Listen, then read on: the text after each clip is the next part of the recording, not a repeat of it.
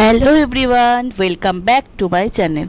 তো দেখতেই পাচ্ছ ঘড়িতে বাজে 5টা, আর আমি এত সকাল সকাল কেন উঠেছি কারণ আজ চলে যাব আবার বাড়ি, মানে কৃষ্ণনগর। মাত্র 20 দিনের জন্যই এবার এসেছিলাম, কিন্তু তার মধ্যে এত শরীর খারাপ হয়েছে, মানে অরিন্দম আমার পুকুর শরীর খারাপে কেটে গেল। আর এইখানে আমি রান্না বসানোর জন্য মানে আগে থেকে চাল ডাল ভিজিয়ে রেখেছিলাম, তো সেইগুলো সব রান্না বান্না করেছি, অনেক কিছুই রান্না করেছি, পরে দেখাচ্ছে। আর এখানে মা আর আমি রেডি হয়ে গেছি কারণ জনশতাব্দী ধরবো 7টায় ট্রেনটা, আর যেহেতু কৃষ্ণনগর যাবো ওই জন্য তাড়াতাড়ি চলে গেছে। আর এখানে আমি আর পুকুর স্টেশনে চলে এসেছি, আর অরিন্দম ওদিকে দুঃখে আসবে কারণ লাগেজও আছে, তো সেই কারণেই আমরা তাড়াতাড়ি চলে আসি। আর এই যে পুকুর ট্রেন দেখে সুপার এক্সাইটেড যেরকম হয়। আর ওদিকে অরিন্দম গেছে মাকে আনতে, আর আমি ওদিকে বসে আছি পুকুকে পাহারা দিচ্ছি। ও আবার ছুটে ছুটে পালিয়ে যাওয়ার স্বভাব আছে, তো সেই কারণে ওকে নিয়ে খুব চাপ। আর এই যে মাও চলে এসছে, এখন ট্রেনের জন্য ওয়েট করছি আমরা। আর ওর বাবা যথারীতি মন খারাপ, বাবা যাবে না তো, টাটা করে দাও বাবাকে। गाड़ी संख्या 1274 भुवनेश्वर हावड़ा जन शताब्दी। তো তারপরে লাগেজ নিয়ে ওঠা, সেগুলোকে সেট করে রাখা, তো তারপরে নিশ্চিন্তে বসা, এইটাই হচ্ছে ব্যাপার। আর যেহেতু এসিতে আসছি পুকুকে পুরো জামা কাপড় পরিয়ে নিয়েছি যাতে ও ঠান্ডা না লাগে। আর এখানে দেখো আমি কি কি রান্না করে এসেছি। এদিকে সকালবেলা ব্রেকফাস্টের জন্য রান্না করেছি চিড়ের পোলাও, আর ওদিকে দুপুরবেলা খাবো বলে খিচুড়ি করে নিয়ে এসেছি। আর চিড়ের পোলাওটা পুকু খেতেও ভালোবাসে, ওই কারণেই নিয়ে আসলাম। আর এদিকে পরোটা বানাইনি, একটু গরম পড়ছে বলে। আর এই যে দুষ্টু চলছে পুগলি, আর এইসবই চলছে, ওকে বাদ কথাবার্তা শেখানো হচ্ছে।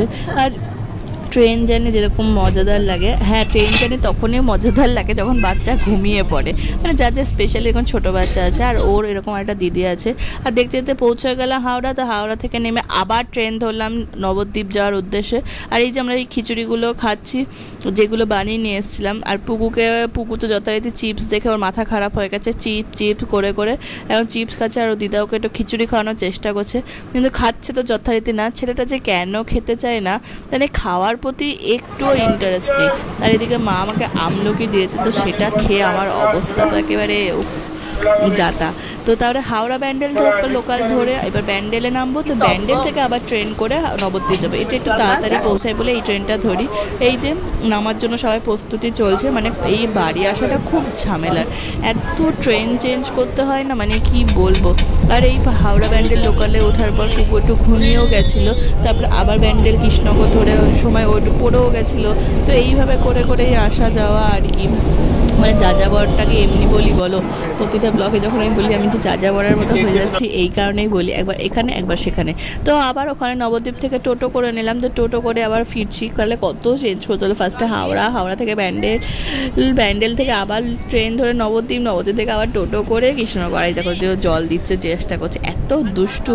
আর এই যে নবদ্বীপ ব্রিজ, যেটা দেখতে খুব ভাল লাগে, কিন্তু এখন না জল নেই, জল শুকিয়ে গেছে। যেহেতু শীতের দিকে লাস্টে গরম আসছে, ব্যাস অমনি জল শুকিয়ে গেছে। গরম আসলে তো পুরোপুরি জল শুকিয়ে যাবে, আর থাকবেই না কিছু। কিন্তু এটাই যখন বর্ষাকালে আসি না, পুরো ভরে থাকে নদীটা, একদম টইটুম্বুর মতো ভরে থাকে। টোটোটা চড়তে ভীষণ ভালোবাসে, মানে টোটোতে যাওয়া মানে ও চুপ করে থাকবে আর চারিদিকগুলো দেখবে, আর ওর খুব মজা লাগে এটা। মানে ট্রেনেও এসি ট্রেনে থাকতে ভালো লাগে, কিন্তু লোকাল ট্রেনে গরম লাগে বলে খুব ছটপট করে। আগে তো ভীষণ অত্যাচার করতো, এখন অতটা করে না। আর বাড়ি এসেই দেখো রান্না করতে বসে গেছি। এদিকে বানাম হচ্ছে চিকেন, কারণ বাবা আবার নাইট ডিউটি যায়, মানে আমার বাবার প্রচণ্ড কষ্ট হচ্ছে, মানে ডিউটি করে আমাদের আনতে গেছে, এসে আবার ডিউটি করবে। এই যে 8টা বাজতে চললো, বাবা আবার এই এখন বাজে 6টা, আমরা প্রায় 5টার দিকে বাড়ি চলে এসেছি।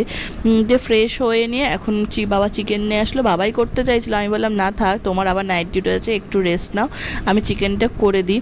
আর চিকেন খেয়ে এই যে সকালবেলা করা হয়নি, তো আজ সকালে এন্ড করে দিলাম। তো চলো দেখা হবে একটা নতুন ব্লগে, টাটা বাই বাই।